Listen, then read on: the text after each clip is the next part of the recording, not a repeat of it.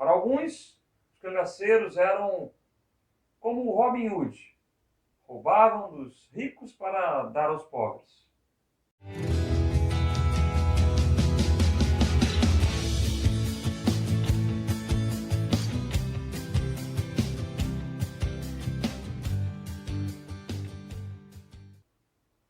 Oi, nós somos Saraivada de História e a aula de hoje é sobre o cangaço. O cangaço é um movimento que pode ser explorado sobre os mais diversos aspectos. Por definição, cangaceiros eram grupos armados que varriam o sertão nordestino, saqueando, roubando, fazendo uma justiça paralela, criando um Estado paralelo. Dentre os cangaceiros, nós temos Jesuíno Brilhante, Antônio Silvino e o mais famoso, Virgulino Ferreira, o Lampião.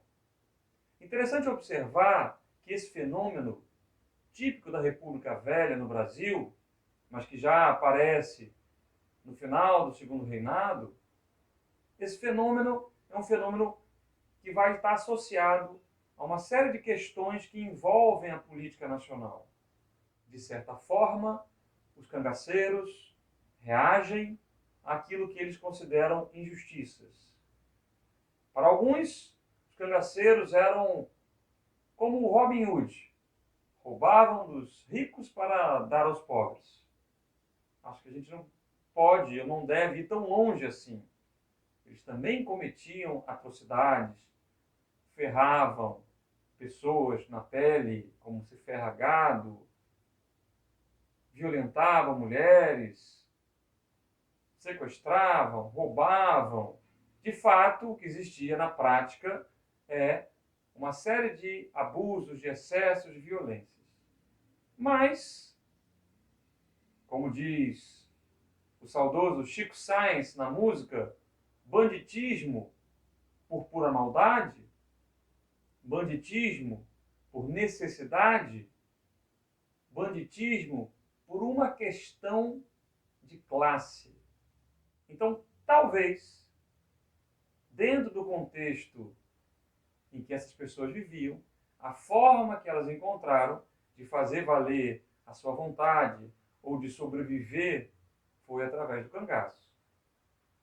Evidentemente que existia no Brasil uma série de estruturas viciadas de poder, como, por exemplo, o chamado coronelismo.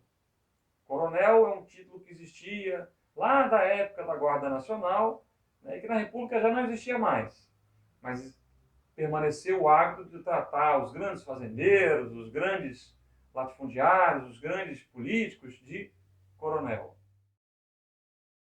Tem um pesquisador chamado Raimundo Nina Rodrigues que no final do século XIX vai tentar explicar a violência no Brasil como resultado da mestiçagem. Exatamente para comprovar essas teorias racistas, eurocêntricas. Ele acreditava que o tipo violento predominava nas populações pretas ou mestiças. Ou seja, a seca, o desemprego, o coronelismo, não tem nada a ver com gente entrando no cangaço, e sim questões genéticas. E, na verdade, o que vai acontecer é que esses coronéis também transgrediam as leis. Seja manipulando o processo eleitoral com voto de cabresto, seja também usando de violência para com as pessoas, prendendo, matando, torturando, seja também explorando os trabalhadores. E então, figuras como Jesuíno Brilhante ou como Lampião surgem e se impõem. Agora, para aqueles que acham que o cangaço é um movimento de gente boa, coitadinha, também a gente precisa, como eu falei, ponderar.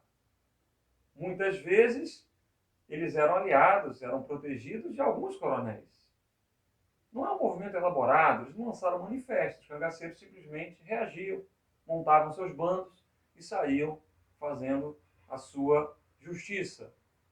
Dentro desse contexto, se destaca a figura do Padre Cícero. Padre Cícero, que é um político e religioso controverso. Foi prefeito, A eles são atribuídos milagres. Houve também problemas com a Igreja Católica pela sua atuação, vamos dizer assim, um tanto quanto independente. E segundo Luiz Luna, Padre Cícero era o pior dos coronéis, porque era um coronel de batina. De fato, alguns cangaceiros respeitavam bastante a autoridade do Padre Cícero, como é o caso de Lampião, o Padre Cício. O que acontece é que a gente também não pode jogar toda a culpa nessas figuras. Vamos tentar despersonalizar um pouco e entender o cangaço no sentido mais amplo. A figura de Maria Bonita teria trazido uma mudança, pelo menos no bando de Lampião, é o que conta Sila, do vídeo documentário, ela que participou do bando de Lampião, ela disse que quando Maria Bonita entrou, de certa forma, abriu-se o precedente para que os cangaceiros pudessem ter, eles também, companheiras. E isso, obviamente, também minimizou os estupros, as violências que eles cometiam nas cidades. De qualquer maneira, o que a gente vê é que o cangaço é um movimento muito marcante, muito emblemático e que traz sempre muitas reflexões. A nossa proposta de história é essa: refletir. Fatos estão aí, para quem quiser. Até certo ponto, comprovados, documentados. Mas a maneira como a gente conta a história e a maneira como a gente estuda a história, aí é de cada um. Então, hoje vamos ficando por aqui. Nós somos Saraivada de História. Estamos no YouTube, no Instagram. Curta, compartilha, segue a gente e até a próxima.